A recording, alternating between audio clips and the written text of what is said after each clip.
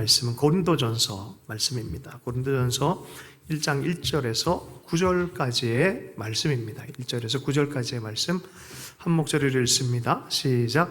하나님의 뜻을 따라 그리스도 예수의 사도로 부르심을 받은 바울과 형제 소스데네는 고린도에 있는 하나님의 교회 곧 그리스도 예수 안에서 거룩하여지고 성도라 부르심을 받은 자들과 또 각처에서 우리의 주 곧 그들과 우리의 주 되신 예수 그리스도의 이름을 부르는 모든 자들에게 하나님 우리 아버지와 주 예수 그리스도로부터 은혜와 평강이 있기를 원하노라. 그리스도 예수 안에서 너희에게 주신 하나님의 은혜로 말미암아 내가 너희를 위하여 항상 하나님께 감사하노니 이는 너희가 그 안에서 모든 일 곧 모든 언변과 모든 지식의 풍족함으로 그리스도의 증거가 너희 중에 견고하게 되어 너희가 모든 은사에 부족함이 없이 우리 주 예수 그리스도의 나타나심을 기다림이라. 주께서 너희를 우리 주 예수 그리스도의 날에 책망할 것이 없는 자로 끝까지 견고하게 하시리라. 너희를 불러 그의 아들 예수 그리스도 우리 주와 더불어 교제하게 하시는 하나님은 미쁘시도다. 아멘. 오늘 제목이 고린도 교회 이야기인데요. 오늘로부터 해서 고린도 전서의 말씀들을 우리가 나누기를 원합니다. 이국종 교수라고 우리가 잘 아는 의사 선생님 쓴 책이 있어요. 골든 아워 2라는 책에 나온 내용입니다. 모든 내부 문제는 암과 같아서 초기에는 드러나지 않고 구성원들은 그 심각성을 잘 느끼지 못한다. 시스템이 완전히 골마 복구가 불가능할 때가 되어서야 깨닫게 된다. 많은 사람들이 세월호 사태를 두고 마치 우연에 의해 일어난 재해인 양 말했고 이 일을 계기로 뭔가 획기적 개선이 있을 것처럼 굴었다. 하지만 우리 팀 대부분의 의견은 같았다. 터질 일이 터진 것뿐이다. 그것이 우리가 보는 명확한 현실이었다. 이 글에 대해서 우리 고도원 씨라는 아침 편지를 주시는 그분이 이렇게 또 글을 썼어요. 가장 위험할 때는 언제인가 심각성을 느끼지 못할 때입니다. 시스템이 망가지고 골마 터진 다음에야 심각성을 알아차린다면 그때는 이미 늦습니다. 또 위험한 것은 일이 터진 다음에도 심각성을 깨닫지 못하는 것입니다. 획기적인 개선이 필요한데 시간이 지나면서 흐지부지 되다 보니 비슷한 일이 반복되는 것입니다.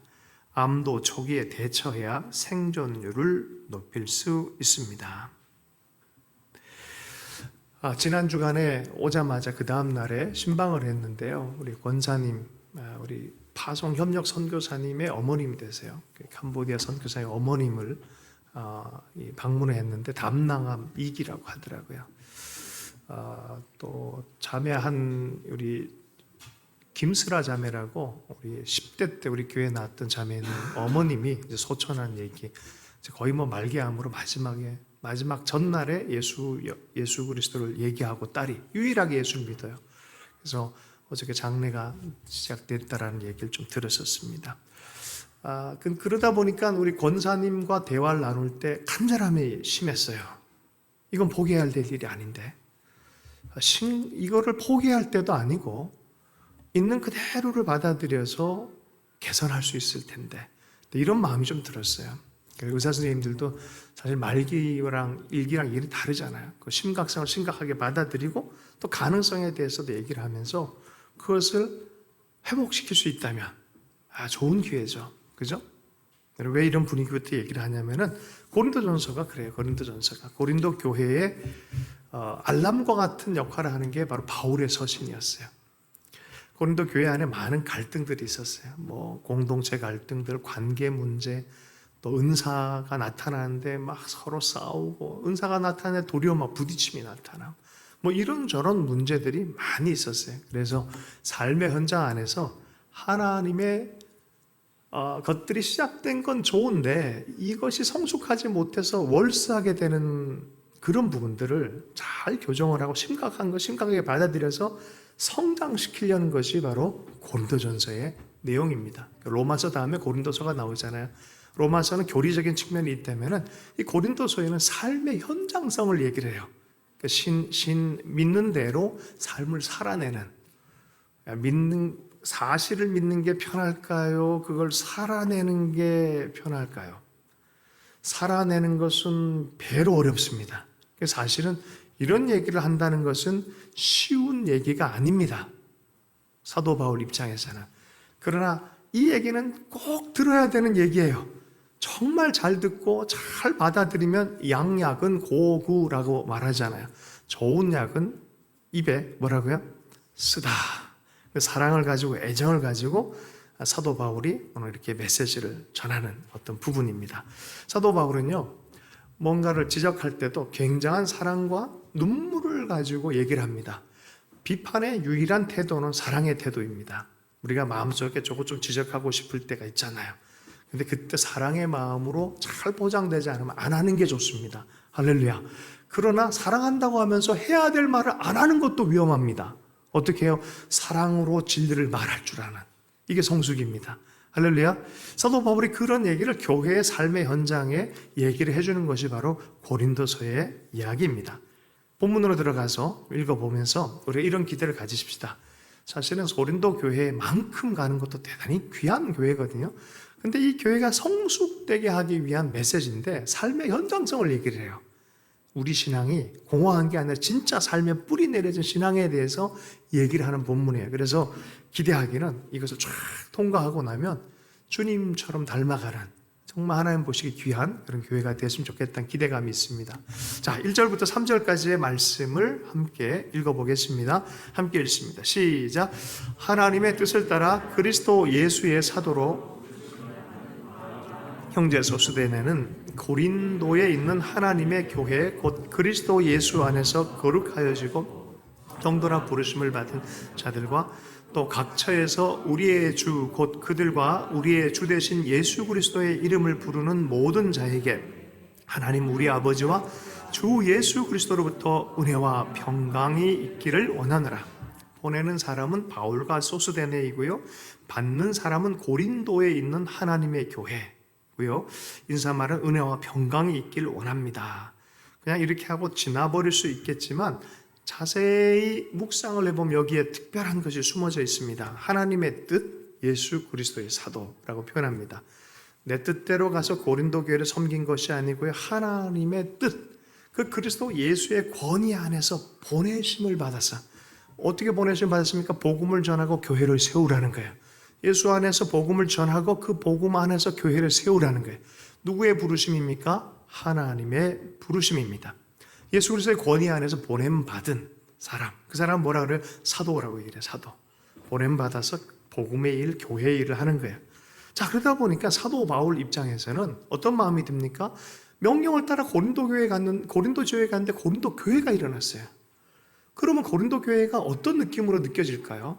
아, 이건 하나님의 섭리 안에서 일어난 교회다라는 의식이 있지 않겠어요? 그 얘기를 일깨우는 거야. 고린도 교회 너희들은 니들 좋아서 생겼는 교회가 아니다. 하나님의 뜻에 의해서 세워진 교회다라는 걸 일깨우는 거예요. 나 사도 바울은이라고 표현하는 것은. 사도행전 18장에 보면 고린도 교회가 어떻게 세워진지에 대한 이야기가 나와 있습니다. 아테네에서 철학자의 동네 아니겠어요? 아테네? 여러분, 사도 바울이 철학자들과 대화를 했다는 걸 여러분 기억하시면 좋겠어요. 당시에 대단한 철학자, 대단한 정치인들과도 대면해서 얘기를 했던 분이 바로 사도 바울이에요. 그냥 신앙 따로, 역사 따로, 문화 따로 아니에요. 그 역사와 문화 안에 복음의 말씀을 들고 파송받은 사람이 바울이었어요. 고린도 교회에 파송을 받았는데 갈 곳이 없으니까 이게 늘 하나님이 전략적으로 사람 만나게 한다든지 또 어떤 곳에 회당에 가서 말씀을 나누면서 예수 믿는 사람들을 하나님이 주시는 것들을 경험을 했어요. 그 중에 누가 있었냐면은 글라우디오 그리스보란 사람이 있었고 소스데네라는 사람이 있어요. 회당에 들어가서 복음을 전했는데 그가 예수를 믿은 거예요. 회당장이. 그 중에 한 명이 소스데네라는 사람이 있어요. 이 사람은 어떤 사람이냐면은 자꾸 이렇게 복음이 퍼져가고 예수를 알아가는 역사들이 일어나니까 유대인들이 딱 보고 기분이 나쁘니까 고소를 해버린 거예요. 갈리오라는 아가야 총독, 그 정체의 총독입니다. 이 갈리오는 누구냐면 그 당시에 최고의 철학자 세네카의 형제입니다. 세네카의 형제고 로마의 이 케사르를 대신해서 아가야 지역 전체를 다스리는 사람이에요. 그러니까 최고의 권력자 중에 권력자입니다. 그에게 고소를 해버린 거예요. 이거 바울 이거 문제 있고 교회 세우는 게 문제 있다라고 하니까 갈리오가 가만 듣다가 이건 아닌 것 같은데, 이건 뭐 로마 법과 상관없는 것 같아. 니들 알아서 해라. 이거 유대법 같은데 니들 알아서 해라 해버린 거예요. 알아서 하라는 그 순간에 법정 밖에 나갔을 때 유대인들이 소스데네를 폭력을 가합니다. 그러니까 소스데네는 어떤 사람이에요? 복음 때문에, 교회 때문에 고난받은 사람이에요. 그래서 고린도 교회를 향해서 편지를 할 때 사도 바울과 소스데네는 이라고 할 때 이게 느낌이 다른 거예요. 이해가 되시죠? 네. 고난받고 정말 하나님의 뜻에 의해서 세워진 그 사람들에 의해서 교회에게 편지를 한다라고 얘기를 합니다. 자, 그러니까 사도 바울 마음은 어떻겠습니까? 본문을 사도행전의 18장이고 고린도 교회 얘기거든요. 그 18장 9절과 10절 말씀을 한번 띄워줘 주시면 좋겠습니다. 18장 9절과 10절 말씀. 두려울 거 아니에요, 사도 바울 입장에서. 그런데 그때 밤에 주님께서 말씀을 하십니다. 사도 바울에게. 함께 읽어보겠습니다. 시작. 밤에 주께서 환상 가운데 바울에게 말씀하시되 두려워하지 말라. 잠잠하지 말고 말하라. 내가 너와 함께 있음에 아무 사람도 너를 대적하여 해롭게 할 자가 없을 것이니 이는 성중에 내 백성이 많음이라. 할렐루야. 고난당하고 두려워하는 거, 아이고 나 이거 큰일 났다, 이거 이러다 맞아 죽는 거 아닌가, 이런 느낌도 있을 수 있잖아요. 자, 그런데 하나님은 상황에 대해서 정확하게 알고 계세요. 두려워하지 말고 담대하게 복음을 전해라. 두 번째, 요 구절이 매우 중요한 구절입니다. 너를 대적하여 해할 자가 없을 것이라는 또 소리는 무슨 얘기입니까? 내가 너를 보호하고 있다는 소리입니다. 아주 중요한 표현, 이는 성중에 내 백성이 많음이라. 무슨 소리예요? 야, 끝났다, 야. 이제 얘들 이런 거 보니까 다른 지역으로 가라. 이러지 않았어요. 뭐예요? 너 할 일 더 있다라는 거야. 무슨 소리예요? 너는 지금 안 보이지만 교인들 이게 별 몇 사람 안 보이지만 여기서 할 일이 더 있다라는 거야. 할렐루야. 이 성중에 구원받을, 복음으로 구원받을 많은 사람, 내 백성이 있다라 표현해요. 예수를 안 믿는 사람인데도 불구하고 하나님 입장에서 이가 예수 그리스도를 알려고 하고 받아들일 걸 미리 알고 있어요. 고린도 지역에 그들을 어떻게 불러요? 미리부터 하나님이 이렇게 불러요. 내 백성. 이게 하나님의 신비입니다. 우리가 예수 믿는 거, 우리가 자각하는 경우 예수 믿고 구원받는 그 순간이잖아요. 현실적 순간이잖아요. 그러나 하나님 입장에서 보면 내가 얘를 통해서 할 일이 있다라고 선택하신, 그건 우리가 알 수 없는 영역이잖아요. 근데 하나님이 말씀하는 거예요. 이 성중에 내 백성이 많다. 우리가 다 개인적으로 자기 의지를 갖고 이 자리에 온 것 같지만 사실 알고 보니 어떻게 해요? 하나님이 이렇게 영적 가족되게 만들어준 분들이에요. 아멘이십니까? 그 하나님이 또 기획하고 계신 게 많이 있는 것이죠. 그래서 사도는 보냄받은 사람의 이 정체성, 바른 정체성으로 바른 해석을 하도록 불러준 거예요. 지역에 대해서도 바르게 해석하도록 불러준 것이죠. 하나님이 보낸 사도, 엄중한 사도의식이 사도 바울에게 있었는데 고린도전서 9장 16절 17절에 보면 내가 복음을 전할지라도 자랑할 것이 없으면 내가 부득불 할 일입니다. 만일 복음을 전하지 아니하면 내게 화가 있을 것이로다. 내가 내 자의로 이것을 행하면 상을 얻으려니와 내가 자의로 아니한다 할지라도 나는 사명을 받았노라. 제가 되게 하여튼 닮고 싶은 목사님이 자기 책을 주면서 이 글을 하나 썼어요.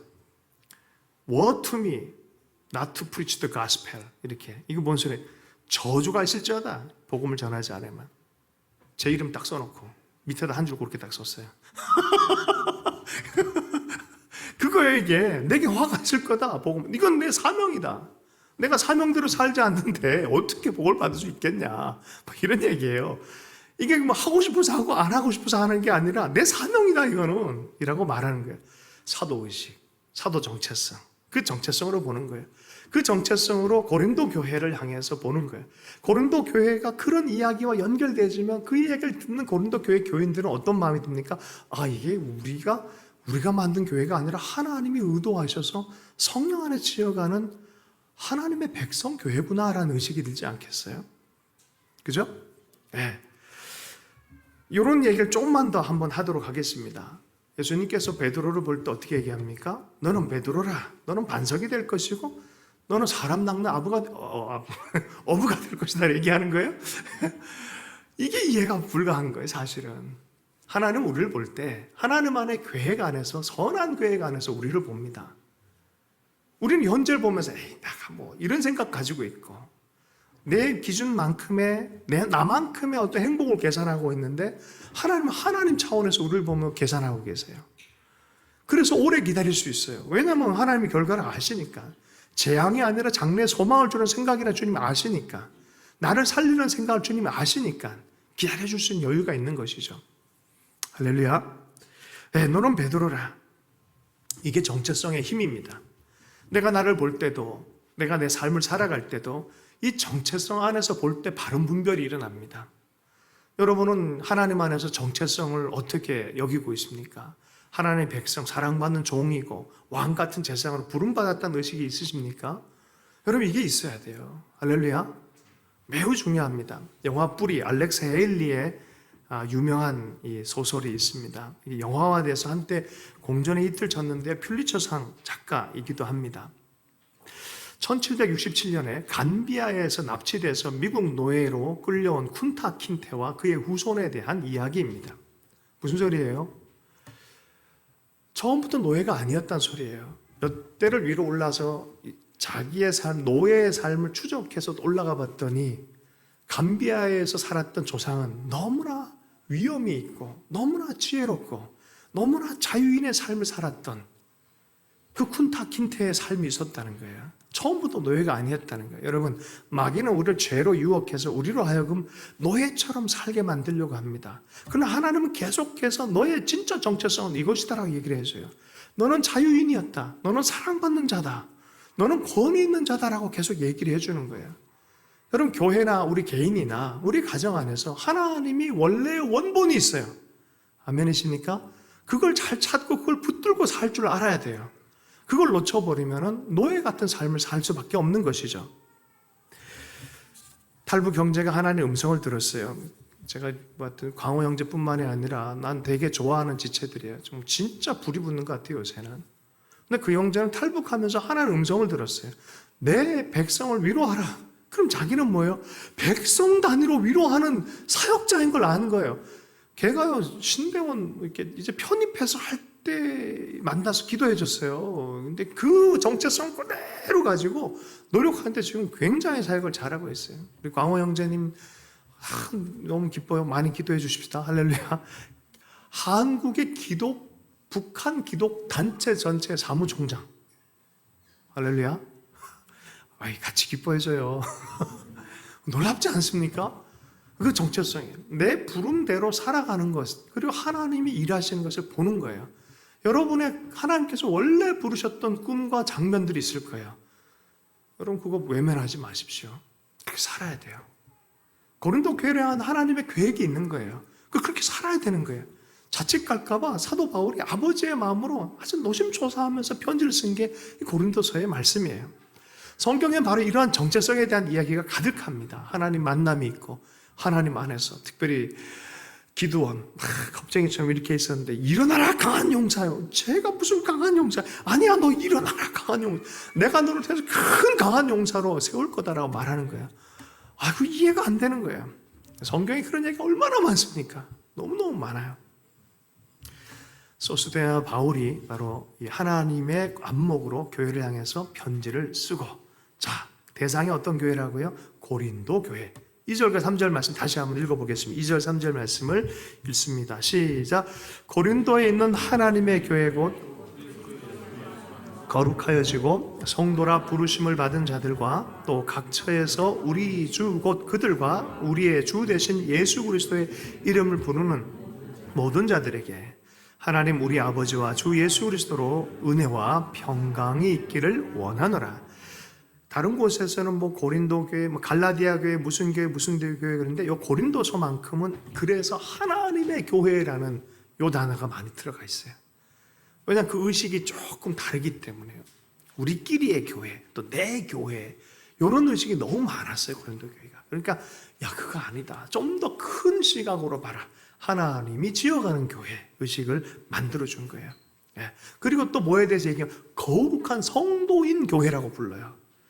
지금 이태원에 가서 샬롬이란 단어를 사용하면 무슨 의미로 들리겠습니까? 그죠? 하나님의 평강이, 그죠? 안전하기를, 이런 의미로 들리지 않겠어요? 고린도 교회에서만큼은 거룩에 대한 얘기를 하는 거, 의도가 있는 거예요. 거룩의 일상 안에서의 거룩의 문제가 발생해서 하나님을 닮아가지 못함으로 하나님의 은혜와 평강의 문이 막혀 있는 그런 모습이 고린도 교회의 모습이었어요. 그래서 성도라는 의도를 자꾸 쓰는 거예요. 성도로 부름을 받았고 거룩하게 된 자, 여기서 완료형으로 돼 있어요. 고린도 교회를 향해서 하나님 어떻게 얘기한다고요? 이미 거룩하게 된 자, 고린도 교회, 이렇게 부른 거예요. 근데 실상은 어떻게 해요? 아직 안 거룩하거든요. 그런데 왜 그렇게 부를까요? 자꾸 부르다 보면 그렇게 변해요. 할렐루야.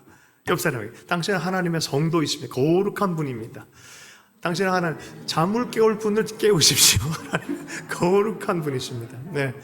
자꾸 말의 권세 사용해줘야 돼요. 묵지 말고 풀어줘야 돼요. 격려해주고 축복해줘야 돼요. 하나님이 교회를 향해서 사실은 그러하지 못한 부분이 너무 많음에도 불구하고 거룩하게 된 자여라고 불러주는 거예요. 베드로를 계속 베드로라고 불러주는 거예요. 그를 향해서 꿈꿔주는 하나님의 꿈을 계속 선포해주는 거예요. 이 잘될 놈아 그러고 할렐루야. 이 복받을 분아 뭐 이러면서 계속 불러주는 거죠. 그러나 실제적 거룩을 추구하기를 원하는 거예요. 구약 성경에 레위기의 말씀을 보는데 하나님이 거룩하니 내가 거룩하니 너희도 거룩하여라라고 말해요. 레위기서 11장 45절 말씀입니다. 나는 너희의 하나님이 되려고 너희를 애굽 땅에서 인도하여 낸 여호와라. 내가 거룩하니 너희도 거룩할지어다. 베드로전서 1장 15절 말씀입니다. 오직 너희를 부르신 거룩한 이처럼 너희도 모든 행실에 거룩한 자가 되라. 너희의 정체성은 이미 거룩한 자가 이미 되었다. 이름도 붙여줬다. 그러니 거기에 걸맞게 살아라는 거예요. 너 이름이 이렇게 붙여졌다. 그러니 거기에 걸맞게 살아라는 거예요. 여러분, 다니엘이 바벨론에 붙잡혀 갔을 때는 이름부터 바꿔버려요. 벨드사살로. 제국의 정체성에 걸맞게 바꿔버린 거예요. 하나님 나라는 어떻게 해요? 그 이름 자체를 하나님 나라에 걸맞게 불러준 거예요. 성도다 너는. 하나님의 정체성으로, 노예의 정체성이 아니라 왕과 같은 제사장의 정체성으로 바꿔버리는 거예요. 거룩한 자다라고 불러주기 시작합니다. 자, 이름이 먼저 불려지고 정체성을 확인한 다음에 실제적 삶을 변화시킨 게 주의 뜻인 줄로 믿습니다. 바로 이게 회개의 삶이에요. 우리는 회개의 삶이요, 한 번으로 끝난다 착각하는데 그렇지 않습니다. 평생 우리는 그 방향으로 회개하며 사는 사람들인 줄로 믿습니다. 회개를 하면 할수록, 깊어지면 깊어질수록 하나님의 은혜와 하나님의 권능은 우리의 삶 안에 드러나게 될 줄로 믿습니다. 늘 하는 얘기지만 축구장에 있으면서 농구 잘하길 바라면 된다 안 된다? 맨날 24시간 축구장에 노는데 어떻게 농구를 잘할 수 있겠습니까? 회개해야죠. 돌이켜서 농구장으로 방향을 계속 바꿔야 되는 것이죠. 여러분, 회개할 수 있길 축복합니다. 회개가 은혜이고 축복인 줄로 믿습니다. 회개하라 천국이 가까웠다라고 말했는데 회개 가운데는 천국의 영향력이 나타나기 시작합니다. 아멘. 내 태도, 내 말, 내 삶의 정체성 가운데 회개해야 될 부분이 있다면 회개하십시오. 거룩한 자로서 정체성에 맞게 행동하는 삶이 나타나기를 원합니다. 자, 그런데 이 거룩에 대한 문제를 고린도서에서는 다룰 것인데 이 거룩에 대한 문제가 공동체란 현실의 뿌리가 내려졌음을 강하게 얘기하는 것이 고린도서 얘기예요. 거룩이란 게 저기 우주 공간에 어디 하나 뚝 떨어진 것이 아니란 얘기예요. 거룩은 어느 곳에서 얘기하는 것이냐면 바로 내 가족 안에서, 바로 우리 교회 안에서, 바로 내 공동체 안에서 만들어가야 될 하나님의 드러남이라는 거예요. 아멘이세요? 네. 여러분, 나 혼자 살다 보면은 총각 처녀들이 혼자 이렇게 이쁘게 자기 삶을 교회 한 곡도 듣고 시도 쓰고 뭐 차 한 잔도 마시고 이럴 때 내 삶이 정갈해 보이죠. 그러나 그거 가지고 거룩하다 말하지는 않아요. 그래서 그건 정결한 거예요. 정결한 거. 하나님이 거룩이다라는 표현을 쓰는 것은 굉장히 공동체적인 표현입니다. 공동체 안에서. 내가 혼자 있을 땐 잘 사는 것 같은데요. 둘이 사랑을 하고 결혼을 했어. 1년은 호르몬 때문에 서로를 조건 없이 받아줄 수 있습니다. 충분히 하나님이 허락한 호르몬 때문입니다. 할렐루야. 자, 호르몬의 기간이 딱 끝나면은 거룩의 테스트가 나타납니다. 이 인간이 너무나 달라. 예상치와 너무나 달라. 다른 거예요. 그리고 진짜 모든 사사건건이 다 다를 수 있어요. 이 다름에 대해서 받아들이고 사랑하고 믿음으로 소망으로 가는 것 자체를 하나님을 닮은 거룩이다라고 얘기를 해요. 그래서 거룩은 공동체를 벗어나서는 말할 수 없는 게 거룩이에요. 하나님도 거룩한 하나님인데 삼위일체의 하나님이에요. 아멘이십니까? 그러니까 너희들이 거룩을 드러내야 될 대상이 없는데 그걸 거룩이라고 얘기하지 않잖아요. 그죠? 공동체성에 대한 얘기를 앞으로 다룰 것입니다. 주님이 우리한테 말하기를 우리 하나님이라고 기도하라 그랬어요. 여러분, 기도도 혼자 하는 게 아니에요. 사실은 우리라는 공동체 의식 안에서 하나님께 기도하는 거예요. 아멘. 혼자 편하게 어디 가가지고 혼자 거룩을 체험한다 그러고 그거는 체험이지 거룩이라고 말하지 않습니다. 실은 유진 피터슨이라는 분이 이런 얘기를 했어요. 사랑은 고립된 채 존재할 수 없다. 그냥 스스로가 스스로에게 느끼는 것, 난 사랑이 충만한 사람이야. 그러나 느끼는 것과 실제의 차이는 너무나 다르죠. 제가 이런 얘기 했는지 모르겠는데 천국 갈 만한 사람들 이름을 리스트를 해봐라 했더니 2위, 3위가 누가 나오냐면 미국 사람 대상으로 했어요. 1위 마더 테레사. 뭐 그럴만 하죠. 그죠? 2위 마이클 조던. 미국인이니까 그럴만 하죠. 1위가 누군지 아시죠? 1위 나. 자기 자신을 확실히 할 거라고 생각하는 거예요. 여러분, 실은 옆에 있는 공동체가 이렇게 보면 야, 당연히 마더 테레사보다 우리가 낫죠. 낮음에도 불구하고 나 위주로 생각하는 게 습관화되어 있을 때는 그냥 좀 왜곡된 판단이 많이 있어요, 사실은. 그래서 어떻게 하든지 우리가 거룩함 안에 공동체적 삶을 사는 것이 실제적으로 하나님을 경험하고 살고 순종하며 살며 하나님의 영광을 보는 삶인 것을 우리에게 끊임없이 얘기하기를 원해요. 그래서 개인 영성, 개인주의, 이건 성경이 지지하는 영성이 절대 아닙니다. 도리어 반대합니다. 개인주의, 사생활주의, 이런 것들을 반대합니다. 그 안에서는 하나님 나라를 경험할 수 없다는 거예요. 그냥 개인 체험이 있을 뿐이라는 거예요. 헨리 나운이 그런 얘기를 했어요. 홀로 가서 기도하는 것조차도 누군가를 만나기 위해서 홀로 나가서 기도한다는 거예요. 누군가를 환대할 힘이 없을 때 홀로 들어가서 기도한다는 거예요. 환대하기 위해서. 잠깐 떨어져 있는 것도 만나기 위해서 떨어진다는 거예요. 만남이 없는 것은 삶이 아닌 것이죠. 거룩한 삶이 아닌 것이죠. 여러분, 수도 공동체라 그래서 어디 짱 박혀가지고 혼자 있을 거라 착각하죠. 그렇지 않아요. 봉쇄 수도원이요, 얼마나 강력한 공동체성인지 몰라요. 같이 노동하고 같이 규율 지키면서 기도하고 함께 사는 거예요.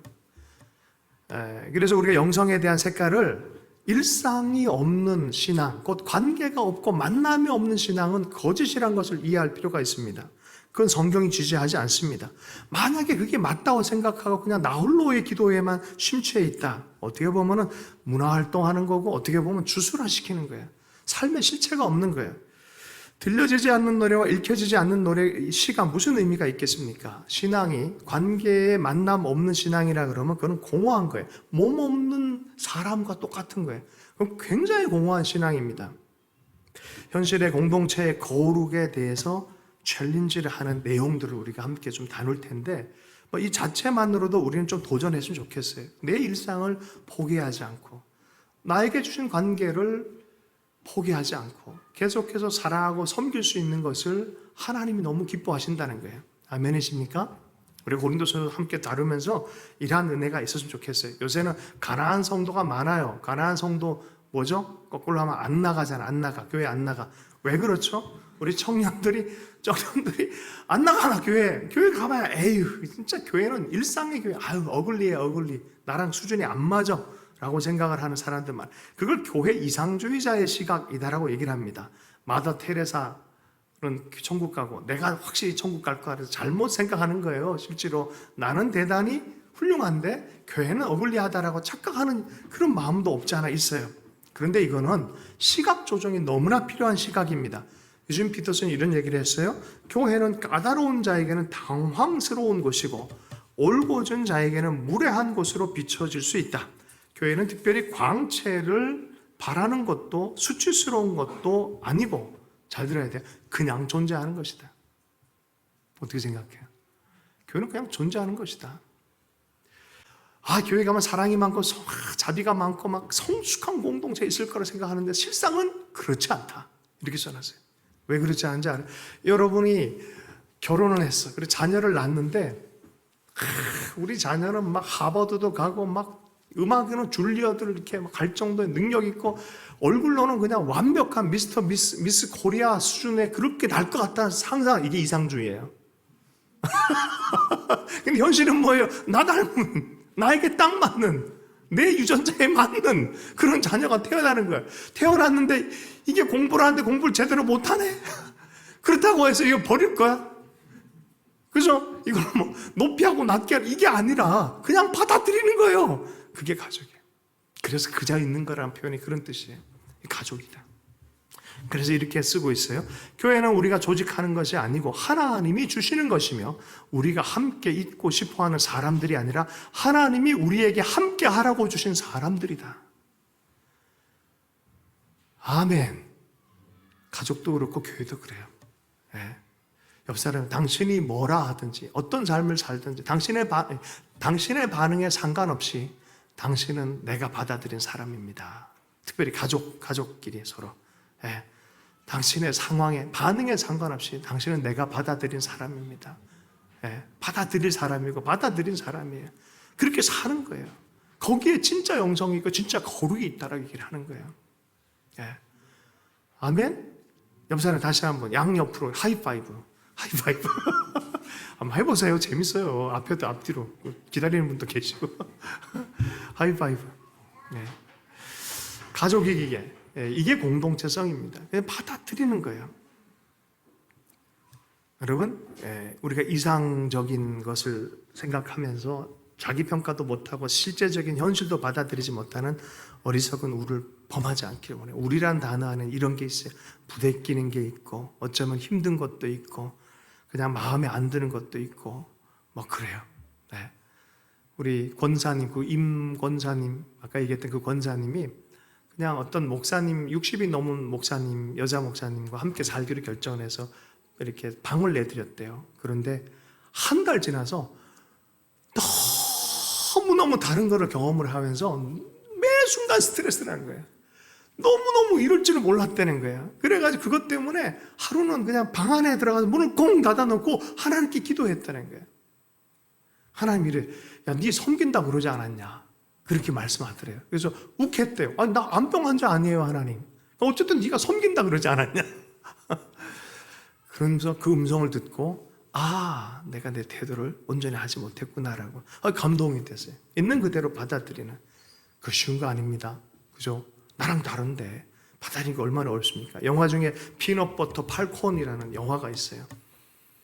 다운 증후군을 앓는 청년인데 어른들이 있는 요양원에 같이 살게 되는 거예요. 너무 답답한 거예요. 얘는 맨날 좋아하는 게 뭐냐면 레슬링 하는 그런 비디오를 보는 거예요. 아주 유명한 그 레슬러 그걸 보면서 나도 언젠가는 저는 악당처럼 연기를 할 거야. 뭐 이런 꿈을 갖고 있어요. 그러다가 요양원을 탈출을 해버렸어요. 요양원을 책임 맡고 있는 자매가, 결혼 안 한 자매가, 복선이 있죠. 결혼 안 한 자매가 이 형제를 찾기 위해서 이렇게 가는 거예요.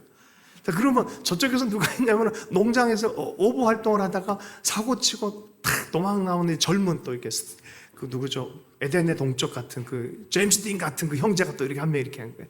뭐 결과는 뻔하겠죠. 세 명이 잘 만나겠죠. 그리고 이 아이의 꿈을 위해서 한 마음이 돼서 레슨을 하게 하겠죠. 네. 그런데 마지막 장면에서 가족이 된 모습.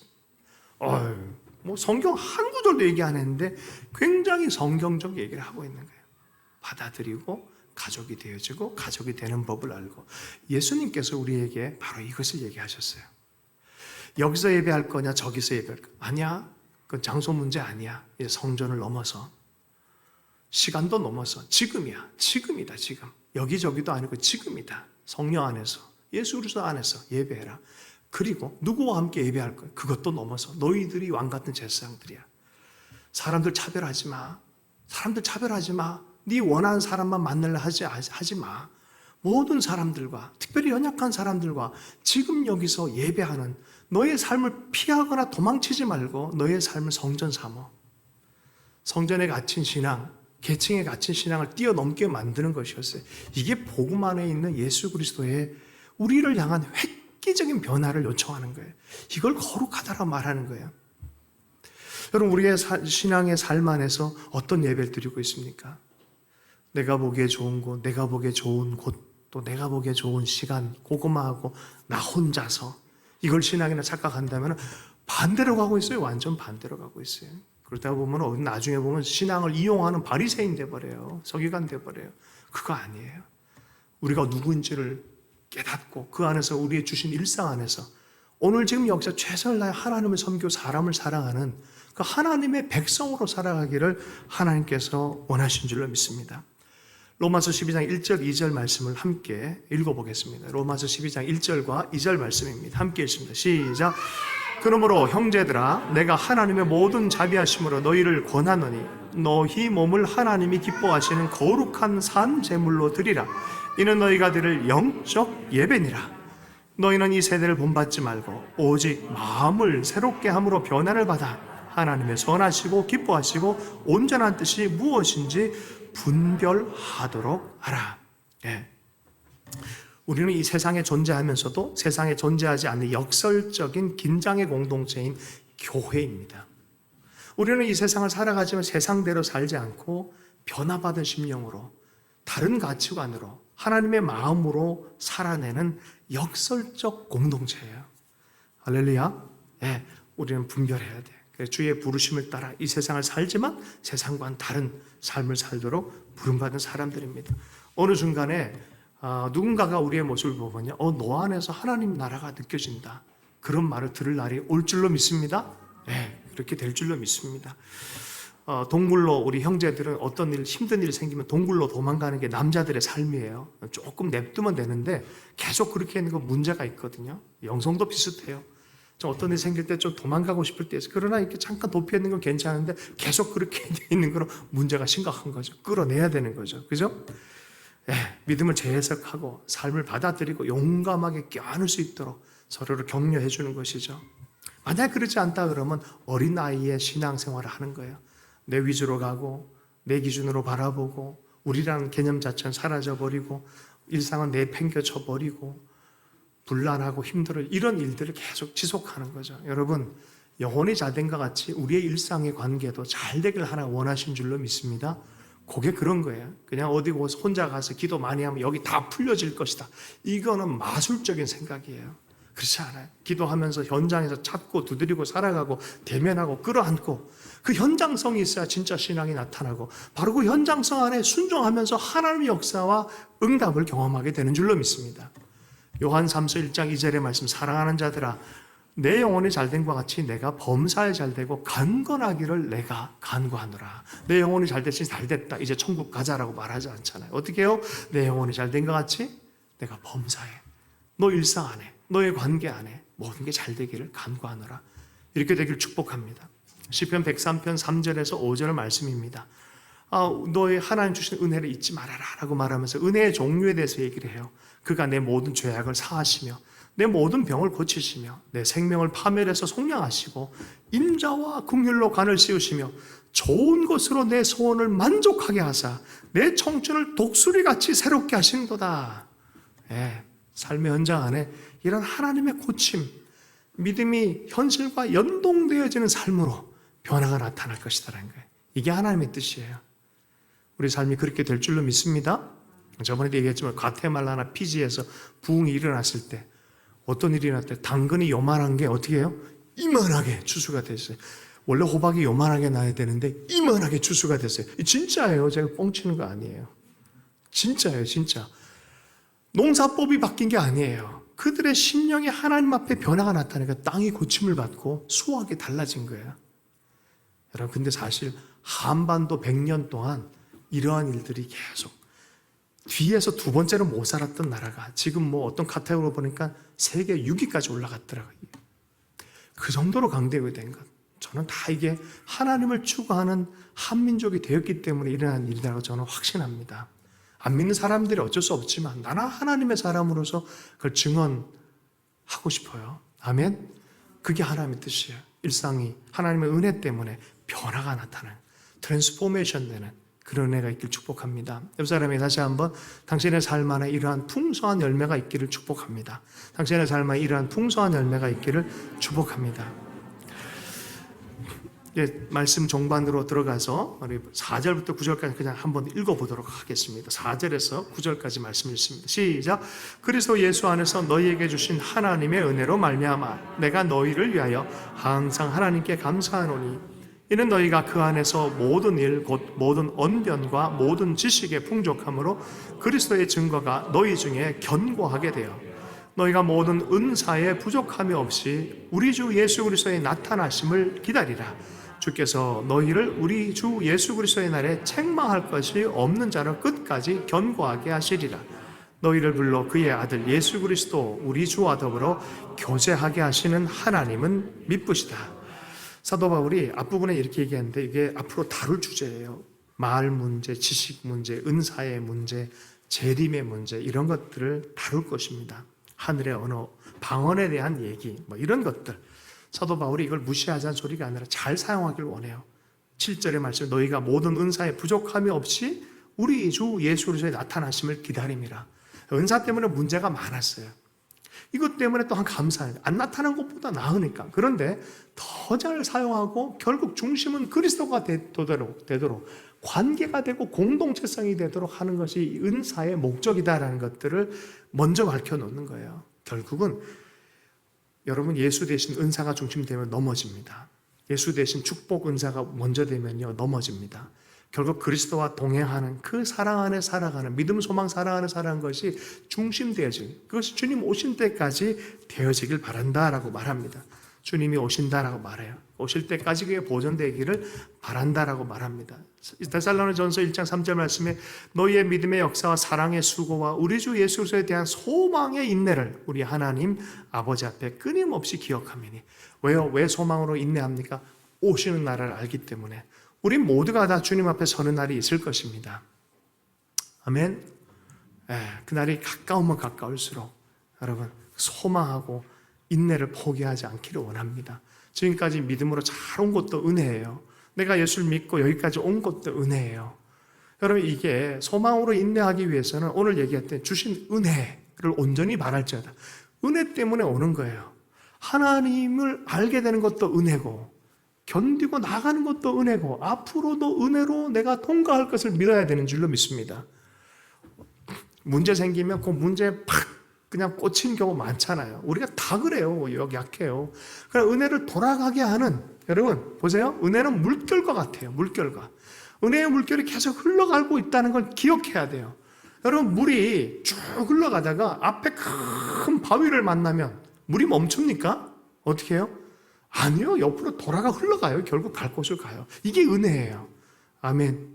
네. 하나님의 은혜는 늘 있다는 걸 꼭 기억하셔야 돼요. 사도 바울이 그 얘기하는 거예요. 늘 어떤 은사, 어떤 능력 이런 거보다 예수 그리스도의 은혜로 결국은 서게 할 거다. 은혜의 주도권에 대해서 얘기하는 거예요. 우리 신앙의 삶이라는 건 그런 것이다. 내 삶에 맞닥뜨는 관계 문제, 어려운 것들, 이런저런 갈등, 이런 모든 것도 은혜 안에서 그리스도 안에서 넘어갈 것을 여러분 기억하라라고 말씀하고 있는 것이죠. 그래서 주님 만났을 때 책망할 것이 없는 은혜의 사람으로 그리스도의 제자로 서길 원한다라고 그렇게 또한 하나님 하실 것이다라고 말합니다. 자, 그것이 재림, 이런 주제들을 앞으로 계속 다룰 거예요. 재림 문제까지 다 다룰 거예요. 자, 고린도전서 1장 9절 마지막으로 읽어보도록 하겠습니다. 마지막으로 읽습니다. 시작. 너희를 불러 그의 아들 예수 그리스도 우리 주와 더불어 교제하게 하시는 하나님은 미쁘시도다. 예. 결국은 뭔 얘기입니까? 그리스도와 진짜 교제가 있기 원한다.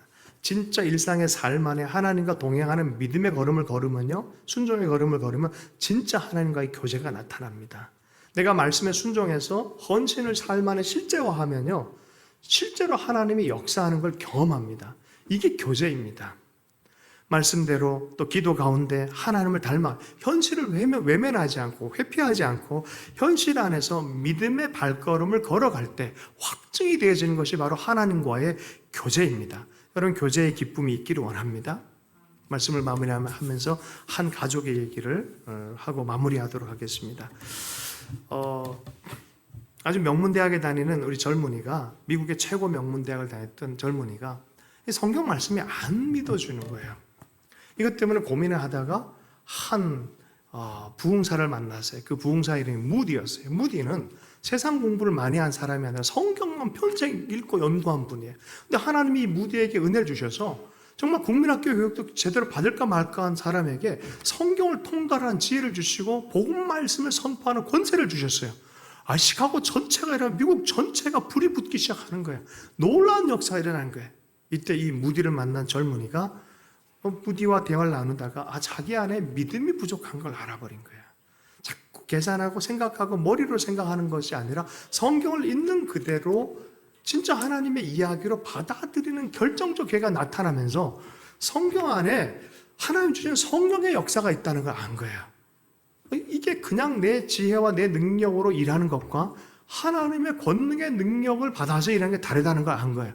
그 십수일을 하나님 나에게 대해 성령의 충만한 역사가 있기를 원합니다. 이 세례가 있기를 원합니다. 십수일을 기도하는 도중에 하나님이 너 받았다라는 음성을 들은 거예요. 믿음 안에서 일하는 일이에요. 할렐루야. 자, 그때쯤에 무디 목사님이 돌아가시게 됐어요. 선교 일정이 있었는데 중간쯤에 돌아가시게 된 거예요. 이거 어떡하지 하는 상황 안에 하나님이 이 젊은이를 대신 세운 거예요. 할렐루야. 물론 변화가 일어나고 나서 큰 이 마음의 소명의식이 생겼는데 자기는 그냥 학자이고 공부하는 청년 같은 그런 느낌인데 갑자기 선교 운동을 세우니까 어떻게 감당하겠습니까? 이 젊은이가 마무리를 했어요. 잘 마무리를 했고 호주의 부름을 받고 거기에서 큰 전적을 돌아다니면서 복음의 말씀 전하는데 성령의 권능이 나타나요. 그래서 예수의 복음의 말씀이 사람들이 수천 명, 수만 명 돌아온 역사가 있어요. 호주에서 큰 성공을 거두고 뉴질랜드 초청이 있어요. 그거 끝나니까 영국에 초청이 있어요. 영국 전역을 돌아다니면서 부흥사역을 합니다. 예전과 확실히 다른 사람이 된 거예요. 그리고 런던에 사역한 이후에 마지막으로 어디서 사역을 했냐면 웨일즈에 가 사역을 했어요. 그 부흥의 흐름을 따라 웨일즈에 이반 로버츠도 일어나서 사역을 한 거예요. 이 사람, 이 젊은이 이름이 뭐냐? 토레이 1세예요. 토레이 2세는 어떤 사람이냐? 중국에 가서 사랑의 과원 사역, 많은 복음 사역과 더불어 사람을 섬기다가 팔이 잘리는 사고를 경험했어요. 6.25가 끝나고 나서 교단이 너 한국에 발 잃고 손 잃어버린 많은 의수와 의족이 필요한 수많은 사람이 있다. 너 한국 가지 않겠냐? 한국에 왔어요. 대전에 근거터를 두고 아이들을 의족을 만들어주는 그런 일들을 했어요. 그래서 세브란스도 할 때 아이들 병동이 지금 있는 세브란스 자리예요. 그런 일들을 많이 해주면서 사역을 한 분이 사랑의 사도 토레이 2세예요. 자, 토레이 3세도 공부 많이 했고 이래저래 삶을 살다가 하나님이 갑자기 아버지 따라서 한국을 보낸 거예요. 하나님이 보냈어요. 이분이 오자마자 큰 신학교에서 많은 일들 할 수 있는 분인데 하나님 갑자기 스톱. 너는 믿음대로 성경에 있는 그대로 살아가는, 정말 하나님이 공급하고 하나님이 인도하시는 그 성경 있는 그대로 먹이고 살리는 것도 하시고 인도하심이 있다는 것들 너는 보여줄 수 있는 그 공동체 세워라. 예수원 토레이 3세예요. 실제로 그렇게 살았어요. 여러분 이 가족 보세요. 1세, 2세, 3세. 4세는 누구예요? 벤 토레이 신부님이에요. 그분은 또 화해의 사도처럼 남과 북의 연합을 위해서 부름받았어요. 이야기가 있어요. 하나님과의 교제 이야기가 있어요. 나는 우리 지체들 한 분 한 분, 우리 지체들의 가정에 이러한 이야기가 있는, 하나님과의 교제가 있는 이런 가정이 되길 축복합니다. 하나님은 실제하십니다. 말씀 안에서, 현장 안에서 함께 살아가는 여러분 되길 축복합니다. 주신 말씀 붙들고 잠시 기도하도록 하겠습니다. 하나님, 내 일상, 주신 일상 안에서 하나님의 이야기를 계속 써가게 해주십시오. 그렇게 함께 기도하도록 하겠습니다.